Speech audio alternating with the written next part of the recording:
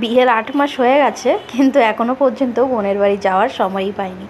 আসলে আমি গেলে যেতেই পারি, প্রবলেমটা হচ্ছে আমার হাজব্যান্ডকে নিয়ে। তো ও তো আর সবসময় ছুটি করতে পারে না, তো তাই আর যাওয়া হয়নি।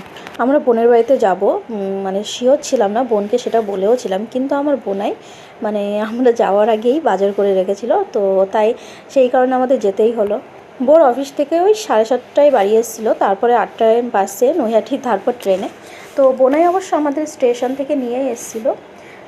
বোনের বাড়িতে ওই পৌঁছাতে আমাদের রাত 10টার মতো বেজে গেছিলো। আমরা যাব বলে মেসোমশাই মানে বোনের শ্বশুরমশাই আমাদের জন্য চিলি চিকেন করেছিল, আর মাসিমা পরে পরোটা করে দিয়েছিল।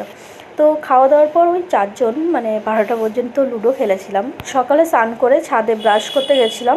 আমি যেহেতু চা খাই না, তাই বোন হাজব্যান্ডের জন্য চা এনেছিল। তো ব্রেকফাস্টে আমরা খেয়েছিলাম বটোরা আর ঘুগনি। তো গতকাল রাতে এসেছি, বাট আজকে বিকালে আবার বাড়ি চলে যাব।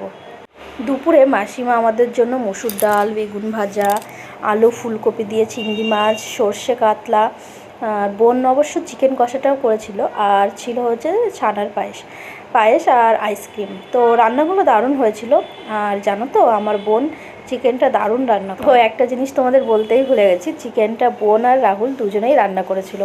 তো খাওয়া দাওয়ার পর একটু রেস্ট নিয়েছিলাম। তো আমার হাজব্যান্ড তো একটু ঘুমিয়েছিল, কিন্তু আমার আর ঘুম আসছিল না, তাই শুয়ে শুয়ে আমি আর বোন বিগ বস দেখছিলাম।